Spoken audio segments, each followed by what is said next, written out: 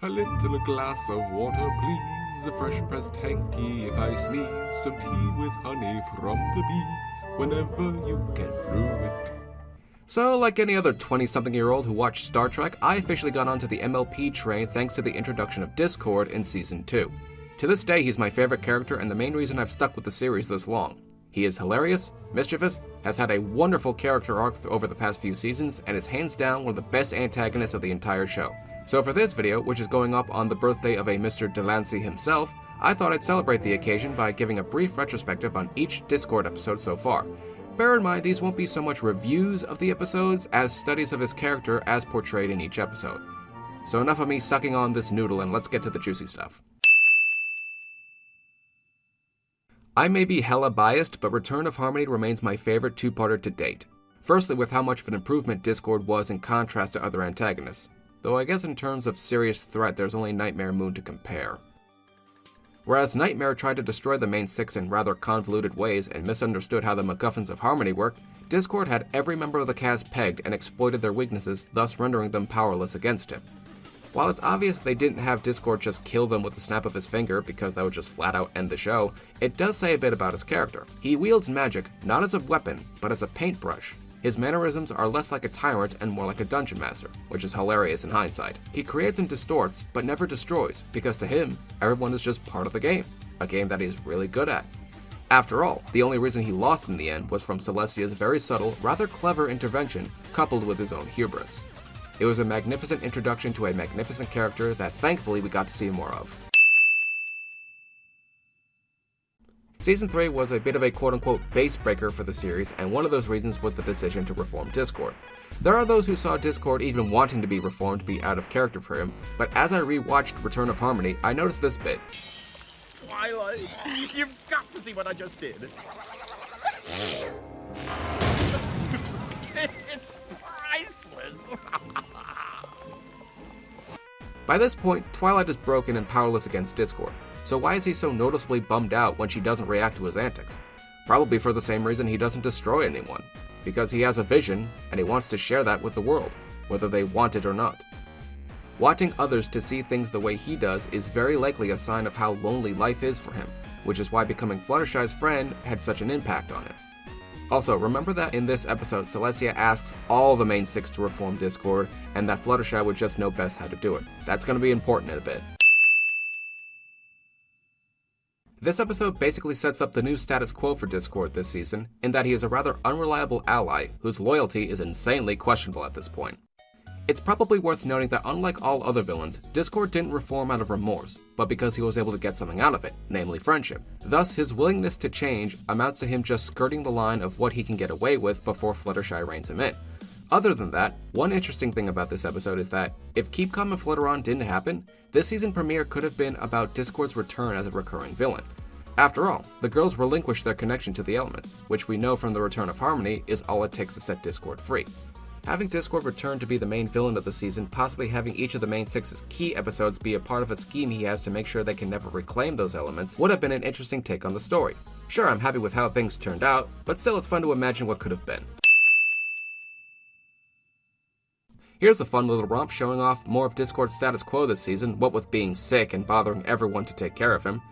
Still, this episode is notable for two reasons. First, the song. While Glass of Water isn't the best song in the show, coupled with the fact that DeLancie isn't a singer, it does its job of treating us with some good visual gags. Second is the fact that to this day, Three's a Crowd has given the most actual character to Princess Cadance. Further proof that Discord is the best. This season finale is very flawed for a multitude of reasons, but fortunately, Discord is not one of them. First thing of note is how he figures out the secret to the Chest of Harmony plot thread from this season by reading the girl's friendship journal.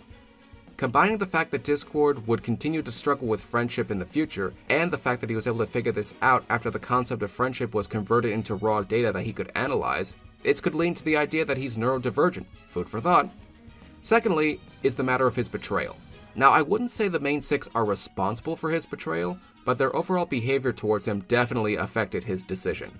Recall that Celestia tasked all of the main six to reform Discord, and that Fluttershy would just know the best plan of action. So ideally, Fluttershy would figure out the way to bring Discord on their side, and the rest of the girls would follow suit with that strategy. To this point, Fluttershy was the only one in the group to put forth any actual effort of her own volition. The rest just kind of treat him with unmatched contempt. Now, this would be understandable if Discord had just shown up one day and said that he'd changed, but this was a job Celestia gave to them, and they just had Fluttershy do all the work. In Equestria Girls, when Twilight left Sunset with the gang at Canterlot High, they at least made the effort to give her a chance. Any mistake they made could just be chalked up to them being dumb teenagers rather than deliberately spiteful. Sure, it fell on Discord for needing to make the effort to change, but he still needs a reason to want to change in the first place. It's not rocket science. If you treat someone like a criminal, they're going to act like a criminal. But this isn't the most notable part of Discord's arc in this story. No, that's his relationship with Tirek, which if you pay attention, is that of an explicitly abusive relationship. Tirek convinces Discord to cut all ties with his friends to join him. Discord proceeds to give Tirek everything he wants while gaining nothing in return. Tirek is just nice enough to keep Discord from leaving, but blows up at him the second he does something Tirek doesn't like. And after Discord gives him everything he wants, Tirek uses him up for what little he's worth and throws him away.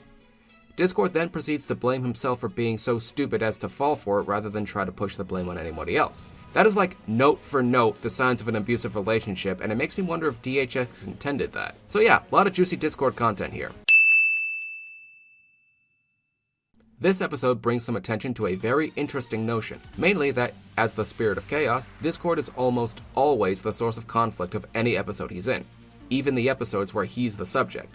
Discord's character studies are a very good example of person versus self conflicts. In Make New Friends But Keep Discord, for example, he thinks his obstacle is Treehugger taking Fluttershy away from him, when in fact the obstacle is his own jealousy making him act irrational. It just goes to show that when you're the most powerful being in the room, the only one left to be your worst enemy is you.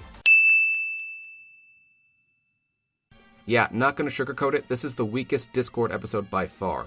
The plot crawls at a snail's pace, the dialogue is repetitive as sin, and the last second reveal of this being an act of dicketry on Discord's part just screams character regression. Honestly, the only thing of interest here is the sight of Discord actually getting along with the main six, but that's undermined by the fact that it was done primarily to make Twilight jealous. If it weren't for that, this episode, while still dull, would annoy me slightly less. Like I said, Discord makes a very capable, if malicious, dungeon master. Okay, so this episode was a frickin' hoot. Once again, we're given a situation where Discord is his own worst enemy. Where he believes his obstacle is Spike Big Mac and their nerdy ways, it is in fact his own insecurity and need for validation conflicting with his selfish nature. Watching Discord bounce from boastful to insecure when things don't go his way is delightful. On top of that, his dynamic with Spike and Big Mac as one of the guys is very enjoyable, and I hope we see more of it. Plus, his love for jazz, while unexpected, somehow makes a lot of sense. Still waiting on that album, big guy. So I'm looking at these episodes in one set, as they're both kind of the same story arc, and for the fact that there's not much new content as far as Discord's concerned. I mean, we reaffirm that he cares for Fluttershy enough to actually get into the fray, which makes it all the more annoying we don't get to see him do anything cool.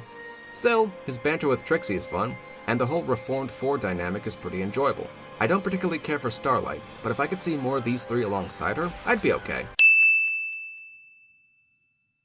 Not gonna lie, when I first read the title to this episode, I thought it was gonna be a very plot-heavy, lore-filled episode. Though thankfully that wasn't the case. I think what's made Discord's episodes work lately is that they're mainly slice of life and not epic action-adventure set pieces. Because you have to justify why he can't just solve the problem instantly, which most of the times we know he's both strong and smart enough to do. Sure, it's possible, but you can only do it so many times before you get the Celestia syndrome. So more Discord, less lore. Anyway, this is a delightfully adorable episode. Here we see just how far Discord has come since his debut and how far he still has to go. The fact that he's so devoted to Fluttershy to the point that he's willing to compromise his own well-being is... well, it's certainly unhealthy, but the episode makes that clear, so it's good. Discord has officially caught on to the fact that he is often the cause of his own problems, but in the wrong context this episode. Here he thinks the problem is that he's too weird for him and Fluttershy to remain friends, when in fact the problem is that he thinks that he isn't good enough for her, and it takes a near-death experience, of which he is disturbingly chill with, to convince him otherwise. Horrifying implications aside, the majority of this episode is just Discord doing his best for Fluttershy, which is super adorable. Especially when we see how excited she is to see his world. It just goes to show that they really do value their friendship together. Also, Discord officially talks to himself now, so here's to you, Psychology Crowd. And finally we have... Wait, what? Oh, right, yeah, it hasn't aired yet. Yeah, because the okay, yeah, gotcha. So anyway, what have we learned? We learned that Discord is an amazing character, and anyone who thinks otherwise is prejudiced against things that are not conventionally cute, and our superficial twits. So there.